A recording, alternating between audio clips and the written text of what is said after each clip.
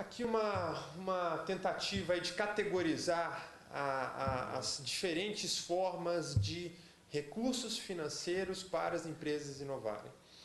Então existem os recursos reembolsáveis, que são os financiamentos propriamente dito. Eu pego um financiamento, seja BNDES, seja FINEP, e eu retorno esse recurso. Existem os não reembolsáveis, aqueles que, né, a gente mais comumente aí nas empresas chama de fundo perdido. Tem uma alusão meio esquisita, né, porque não tem nada perdido, é um dinheiro muito precioso investido, mas para a gente ganhar tempo é o fundo perdido. Benefícios fiscais, a questão da lei do bem, que mencionaremos rapidamente lá mais para frente, e também a cooperação ICT. O governo subsidiando ou talvez subvencionando parte de um orçamento de um projeto de cooperação. E muitos de vocês devem conhecer, a Embrapa é a principal forma de instrumentalização dessa modalidade de aporte financeiro para a inovação envolvendo empresas. Nova empresa, né? Eu, novamente estou um pouquinho sobreando aqui a apresentação do Gunning, mas fato é o grande esforço do governo federal para que, de fato, o nível de competitividade empresarial no país esteja calcado na inovação, esteja calcado em inovação tecnológica. Principais instrumentos. Basicamente minha apresentação vai estar focada nesses instrumentos da FINEP. Incluí ao final alguns outros instrumentos, mas só para ter um pouquinho mais aprofundado do que o Gunning já comentou. Subvenção econômica, o próximo, por favor. Então, subvenção econômica, passamos, não sei quantos de vocês acompanham, mas 2 anos, me permitam a expressão aqui, na seca, né? Esperando editais, e foi Gunning, foi terrível.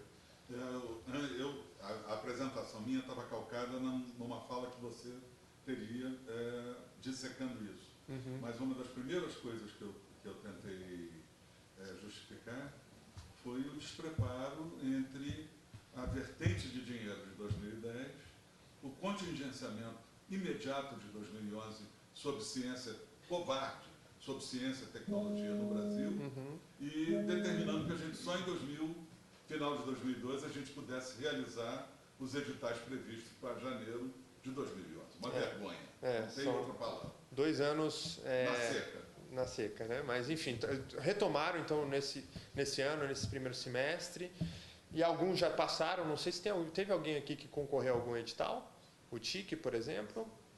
Não, mas enfim, porque também tinha uma questão dos 700 mil mínimo de contrapartida.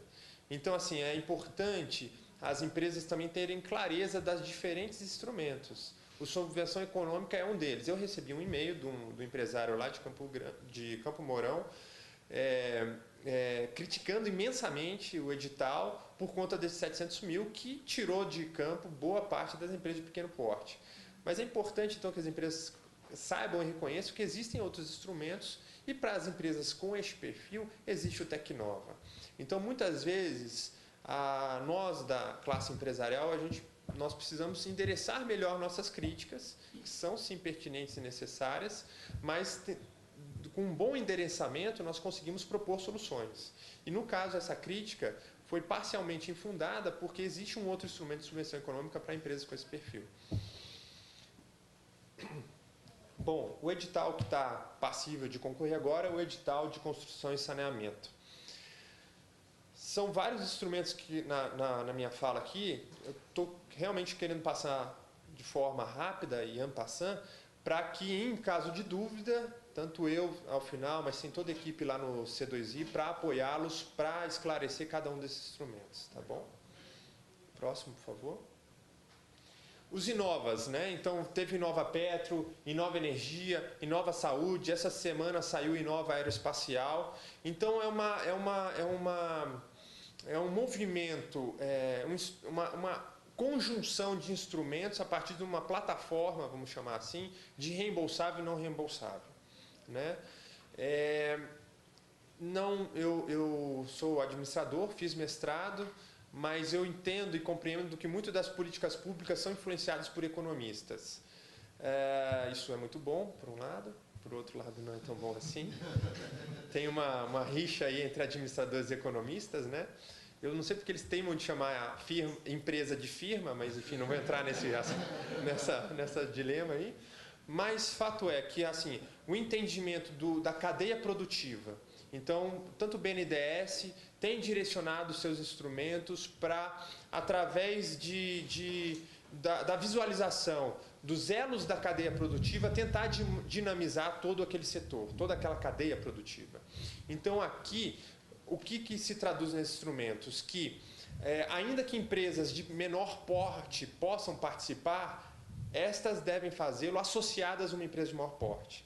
Então, daí é a forma que, pelo menos, eu leio do governo tentar dar um dinamismo maior para a competitividade, não exclusivamente num elo da cadeia, mas nos seus fornecedores, principalmente, né? Então, qual a dificuldade? Então, Inovapetro, aqui no Paraná, nós temos uma grande empresa multinacional, a Aker Solutions, que produz árvores de natais, dentre outros produtos, mas, de fato, ela é uma empresa cuja está isolada, pelo menos aqui no nosso estado, em termos de fornecedores. Nós tivemos uma conversa para que empresas de menor porte pudessem participar conjuntamente no Inovapetro, mas tem que ter um mapeamento da cadeia dessas empresas para que a gente consiga fazer essas ligações.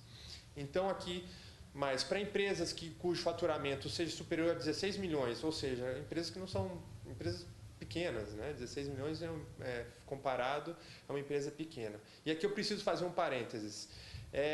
Eu tenho um amigo que trabalha no Google, numa viagem à Califórnia, ele falou que o Google é uma empresa pequena. Então, a cultura da empresa, dos empreendedores, né? Então, é só para fazer um parênteses. Pô, eu faturo 16 milhões e você está falando que eu sou pequeno? Eu estou falando que o Google, eles se acham pequeno. Tá? Então, para a gente cada vez mais pensar maior, pensar grande. Próximo, por favor. E tá só, quem é da área de saúde, então o Inova Saúde, Enelvo está rodando ainda, né? Dos prazos, o Inova Saúde está vigente, então se alguém for da cadeia do setor de saúde, estamos à disposição para tentar fazer chegar esse recurso. Inova Brasil. Aqui é o principal instrumento que eu vejo, assim, que é o instrumento que a gente percebe uma avidez da FINEP por repassar recursos. Tem muito funding, né, do BNDES e, gente, sinceramente, os colegas lá da FINEP estão ligando para nós para que nós possamos facilitar a vinda deles e conhecer empresas aqui no Paraná. Temos feito isso, várias rodadas que a gente faz, pega 2, 3 dias, visita as várias empresas, mas o Inova Brasil, ele é voltado a empresas com faturamento superior a 16 milhões. Então, isso muitas vezes é uma restrição. Outra restrição é a questão da garantia, porque nós temos acompanhado empresas que faturam 40 milhões de reais, que em função da garantia não têm conseguido acessar recurso financeiro.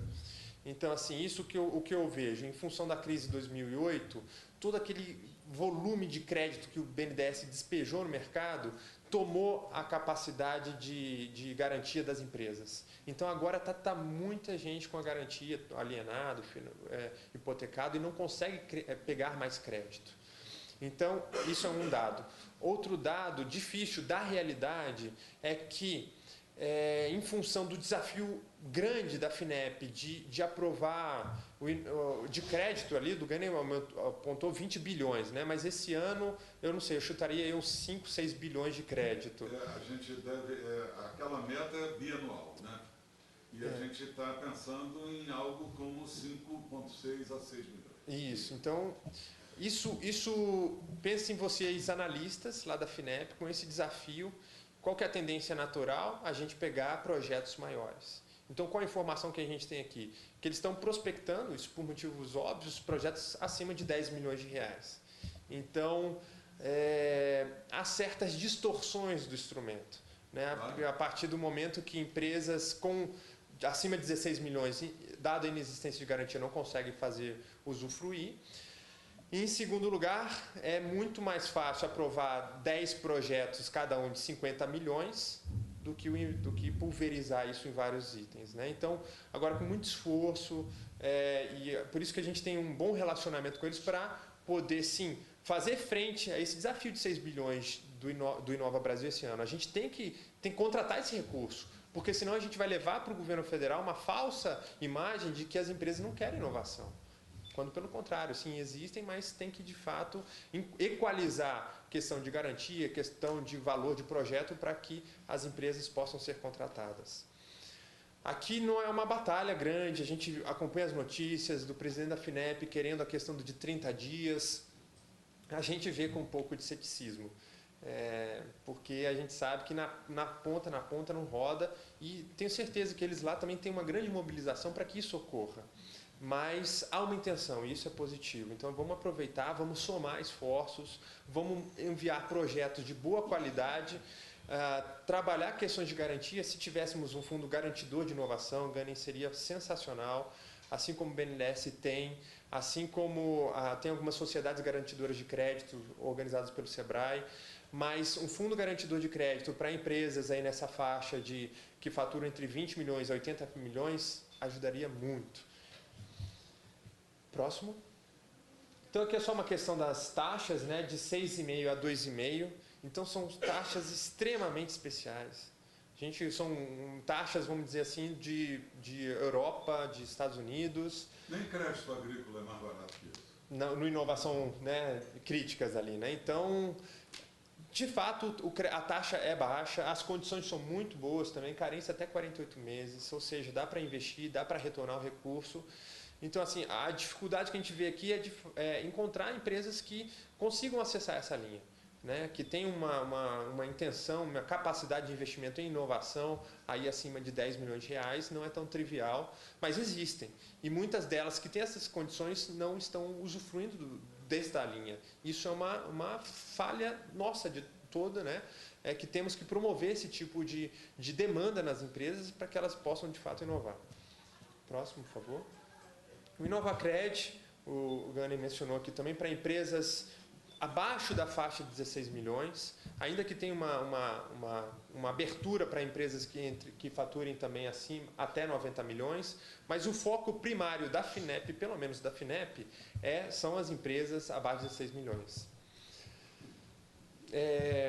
Eu não quero deixar ninguém desmotivado aqui, tá? Mas o problema é que existe um intermediário no meio, né? Que é o banco, que obviamente o banco tem uma lógica, e essa é uma das coisas que eu gosto muito da FINEP. A FINEP é uma agência de fomento, o BNDES eu vejo mais como banco mesmo, né? E o InovaCred está passando, e tem que passar necessariamente, né? Para descentralizar a operação, você tem que ter um agente financeiro intermediário, mas aí você entra muito na lógica do banco. A lógica do banco o setor financeiro é importantíssimo para o país, né? Não quero desmerecer, mas muitas vezes é aquela situação que os empresários conhecem muito bem, de eu te passo uma linha, mas você tem que contratar alguma coisa comigo. E isso muitas vezes desvirtua a possibilidade do acesso à linha, né? Mas enfim, próximo slide. O InovaCred está funcionando em termos assim, está aberto para que toda empresa que quiser possa procurá-lo. O agente financeiro, no próximo slide, já mostra ali que atua no Paraná, é o BRDE. O Fomento Paraná está em fase final de credenciamento. Então, o que precisa? Só procurar, só demandar. Então, são um projeto de 150 mil a 2 milhões de reais, foco, né, nas empresas até 16 milhões, mas também abrindo para empresas que faturam até 16 milhões. E daqui é uma das questões incoerentes. Infelizmente, precisamos pontuar a incoerência, porque a taxa vai ficar em torno de 8% ao ano. Se vocês têm uma boa memória, há 3 minutos atrás eu falei que as empresas de maior porte podem pegar uma taxa de até 2,5%. Isso, enfim, ao meu ver, a gente vê como uma incoerência, porque a equalização financeira para a empresa de médio porte é maior do que para a empresa de pequeno porte. Mas, enfim, são as condições. Ainda assim é uma taxa atrativa. Muitas vezes a gente percebe o empresário descapitalizando a empresa ao investir em inovação. É um investimento que vai demorar a retornar. Então ele tira dinheiro do capital de giro, descapitaliza e eu ouvi, gente, eu ouvi de empresário e isso me doeu o coração, do que é o choque da realidade. Eu investi em inovação e estou para quebrar. mas por um mau investimento, um mau planejamento. E foi isso que aconteceu. É uma empresa que atua na área de saúde, investiu, uma empresa de pequeno porte, investiu no desenvolvimento de um equipamento, salvo engano, odontológico, e o que aconteceu? Não conseguiu aprovação na Anvisa. Não é que não conseguiu, é que a aprovação da Anvisa, se vocês conhecem bem, é um pouco morosa, uns 3 anos, né? Então, imagina 3 anos que ele não tinha se organizado para isso, descapitalizou a empresa e estava numa situação muito crítica, por investir em inovação. Por investir em inovação da maneira equivocada. Então, algo que eu sempre falo para os empresários, não tire dinheiro do giro para investir em inovação. Isso é dar um tiro no pé, porque leva tempo. Além de questões regulamentares, nesse caso, tem toda a questão de introdução no mercado e tudo mais. Então, isso é só para ressaltar que ainda assim é uma taxa atrativa, porque tem muito empresário que está descontando duplicada, pagando aí cerca de 2,5%, 3% ao mês, quando poderia, ao menos, tentar acessar essa linha. Próximo. Itens apoiáveis, eu vou passar rápido aqui, mas é toda e qualquer despesa até o lançamento do produto no mercado. Eu posso pagar o meu funcionário que está trabalhando lá na gestão da empresa? Tipo, contas a receber, contas a pagar? Não. São despesas, obviamente, voltadas ao desenvolvimento do produto, à melhoria do processo, nesse sentido. Próximo. Atividades apoiáveis, então compra e adaptação de tecnologia, aprimoramento de tecnologia, infraestrutura, então preciso comprar um equipamento para... preciso comprar uma máquina para produzir mais. Isso é inovação? Não é. Isso é a capacidade produtiva da empresa que está aumentando.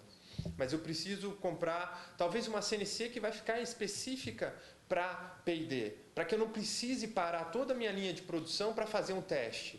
Aí sim, mesmo um CNC... Conforme a sua aplicação, estando voltado a uma atividade de pesquisa e desenvolvimento, aí sim ele é aprovado.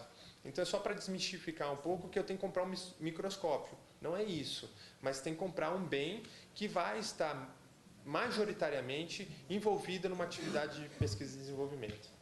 Próximo, por favor. Acho que vamos passar um pouquinho mais rápido. Aqui o agente financeiro do Paraná é o BRDE, eu já mencionei. Próximo, por favor. Tecnova, gente. Aqui eu vou falar bem rapidinho que o Tecnova está saindo. Finalmente está saindo. Ontem os colegas da Fundação Araucária estiveram no Rio para assinatura do convênio. Então, o edital, realmente, eu acho que nós estamos em abril, nós estamos em maio, tá para sair no começo de junho. Em junho, vou falar em junho, né? Em junho sai o edital. Então, vamos lá. Tecnova, subvenção econômica para as empresas micro e pequenas, segundo a classificação do Sebrae, ou seja, até 3 milhões e 600.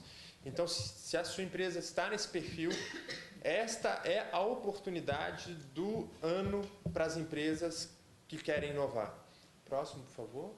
Aí tem todo um consórcio de instituições, a Secretaria de Ciência e Tecnologia é a proponente, mas nós do Sistema de Federação das Indústrias estamos atuando, Fundação Araucária, Tecpar, enfim, tem toda uma mobilização, uma organização para que esse edital saia o mais rápido possível.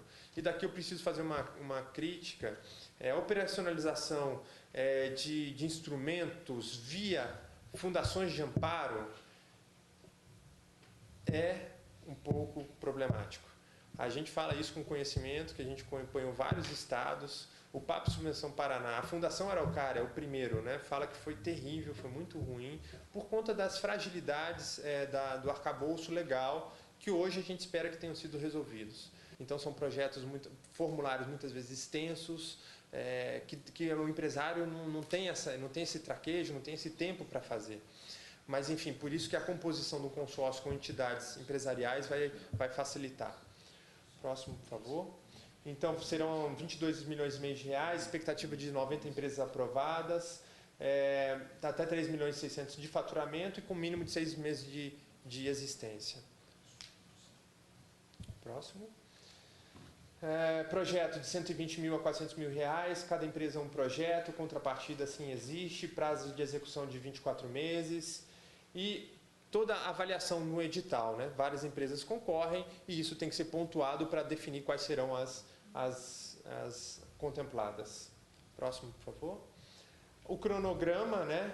Então, a questão do já estamos atrasados e daí preciso deixar isso público e transparente, em função, não tanto em função da FINEP, mas principalmente em função da CONFAP. Foi a CONFAP que solicitou à FINEP que prorrogasse os prazos. Isso foi parte do atraso. Outra parte foi uma parte documental. De fato, foi a FINEP que, por N situações, acabou atrasando. Mas, enfim, estamos quase lá, está quase saindo. Próximo, por favor. Prêmio FINEP, eu acho que o Gami comentou, era só esse slide para falar que existe também essa situação. Nós estimulamos as empresas a participarem. Eu fiquei com um quezinho assim, de concorrência com Santa Catarina, que eles ficaram na nossa frente o ano passado, mas isso tem uma explicação, porque o ano passado a premiação foi em Santa Catarina, então todo ano em que ocorre a premiação no estado, obviamente tem uma mobilização maior naquele estado. E esse ano, enfim, a FINEP centralizou isso tudo, ela vai ser lá no Rio, então não temos mais ou em Paraná, ou em Santa Catarina, ou no Rio Grande do Sul. Então esse ano vai ser para valer mesmo. E a gente vai querer estar em primeiro lugar, é difícil, porque o nosso estado tem uma vocação industrial um pouco menor, né, do que os outros estados da região sul. Próximo, por favor. A Embrap, aqui também é aquele tipo de instrumento em que é para cooperação entre uma empresa e um instituto de pesquisa, uma instituição científica tecnológica. Então está rodando a fase piloto, são 3 instituições hoje que operam esse instrumento, que é o IPT em São Paulo, o INT no Rio e o Senai Cimatec na Bahia, mas são para projetos aí a partir de R$1 milhão, em que a estrutura, né, subvenciona 50% do investimento. Então vamos lá, eu tenho um projeto de R$1 milhão com o Senai Cimatec. Eu, empresa, não vou precisar pagar R$1 milhão, eu vou pagar R$500 mil. Então isso de certa forma é vantajoso e atraente. A questão é um projeto de cooperação, isso tem que estar claro, né? Então o projeto será executado no instituto, obviamente com a participação da empresa, mas majoritariamente na empresa. Enquanto no Subvenção Econômica, no Inova Brasil, no Inova Cred, no Tecnova, o papel primordial é da empresa, o recurso entra na empresa, neste instrumento não, o recurso do governo vai para o instituto. Isso tem algumas vantagens, uma delas é que a empresa não precisa prestar contas disso. Quem faz toda essa parte administrativa é o próprio instituto. Enfim, projetos de cooperação, tem algum dentro da portfólio de projetos da empresa de vocês? Se existe um que permite a cooperação com a ICT, é essa situação. A Embrap agora está no momento de ampliação de mais parceiros, além desses 3, então, por que não, né? A própria PUC, nós do Senai, a Federal, enfim, todos os institutos estejam habilitados para isso. Próximo, por favor. Rapidamente, o Senai também lançará um edital de cooperação, deve ser feito em julho, para projetos, a gente acha, imagina, né, conforme na base anterior, que serão de R$300 mil. Próximo. Ciências Sem Fronteiras é muito interessante. São 100 mil bolsas. Nós, da CNI, né, nós estamos batalhando com o Ministério de Ciência e Tecnologia para que pelo menos 5 mil dessas bolsas sejam orientadas para as empresas. Mas, enfim, estamos num ambiente universitário e a gente tem que saber usar com sabedoria, né, essa coisa muito rica que pelo menos o Tecnopark permite. Então, eu, da Sofrar, né, eu conheço lá o Clemente, toda a empresa, por que não eu deixar um profissional meu fazer um mestrado aqui na PUC e mandar esse meu profissional ir mestrando no Ciências Sem Fronteiras? Isso é possível. Então, enquanto ainda não sai o Ciências Sem Fronteiras empresarial, há meio sim de adequar para que isso chegue para a empresa através de um profissional seu. Próximo, por favor. O RAI, só uma menção que o CNPq também tem um edital, encerrou agora a última rodada, mas o CNPq também ficou 2 anos na seca. A mesma situação afligiu também o CNPq, mas certamente no segundo semestre sai novamente esse edital, que é muito interessante, que ele paga a bolsa de profissionais para trabalhar para as empresas. Próximo, por favor. Da mesma forma, tem o pós-doc em empresas, que é um instrumento da Fundação Araucária com a CAPES. Isso está aberto. Então, se Se você tem, estamos aqui também num ambiente que favorece, né, uma linha de pesquisa com um professor que tem um profissional com o título de doutor que queira executar um projeto de P&D numa empresa, ele pode pleitear esse instrumento. Ele é bastante interessante, é uma bolsa de R$ 5.800, é uma remuneração significativa, né? Totalizando aí 208 mil para a empresa, ou seja, um profissional que tenha o título de doutorado e que quer participar de um projeto na minha empresa, isso pode ser feito. Obviamente, diferente do RAI, que o RAI é bolsista empresa, no pós-doc empresa é bolsista empresa e instituição de ensino e pesquisa.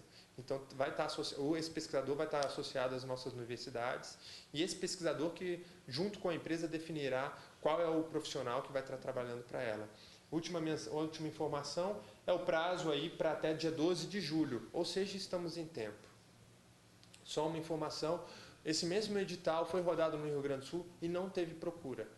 Então, é só para ver como muitas vezes a gente critica também o governo, existem os instrumentos, ainda que não sejam o melhor do mundo, mas existem sim alguns instrumentos e eles podem ser acessados. E muitas vezes por desconhecimento, por falta da nossa parte, enquanto a entidade empresarial, de não levar essa informação. Às vezes o empresário, a gente faz um evento tão precioso como esse, podia ter mais empresas participando, enfim. São N causas que fazem que muitas vezes sobre dinheiro, sobre recurso. Isso é uma péssima mensagem para o restante da sociedade, que daí vai falar, poxa, está sobrando dinheiro na inovação, vamos aplicar em outras coisas. Quando, na verdade, nós precisamos de cada vez mais recursos para a inovação. Próximo, por favor. A lei do bem, enfim, eu acho que talvez aqui eu acho que é uma plateia qualificada que já participa dessas discussões, né? Mas existe também a situação do benefício fiscal para a inovação. Tá? E é a lei do bem que confere isso para empresas de lucro real. Então, se você é uma empresa de lucro real e eventualmente não está participando desse instrumento, também converse conosco e certamente poderemos auxiliar para isso. E benefício fiscal, a gente está trabalhando então num regulamento de lei para o Paraná, para que tenhamos um benefício fiscal em cima do ICMS, né, professor? Para que as empresas paranaenses também tenham essa possibilidade, e daí ICMS não tem a questão de uma restrição, né, para qualquer empresa, né? E também para empresas do Simples. A gente está estudando para ver isso como? Para todo mundo. Essa é a mensagem, que todas as empresas tenham essa possibilidade. E eu acho que, eu acho que é isso, gente. Foi rapidinho, mas o mais importante talvez é saber sim que existem instrumentos, eles precisam ser aprimorados, mas existe sim estruturas de apoio, como aqui na agência PUC, as empresas podem procurar os nossos contatos, né? O meu contato está aí à disposição de vocês. Nós temos lá também toda uma equipe para bom atendê-los, para que as nossas empresas não deixem de inovar por falta de recursos. Existem recursos, é difícil de acessar? É um pouco difícil, mas junto a gente consegue. Tá bom? Eu agradeço. Bom dia a todos.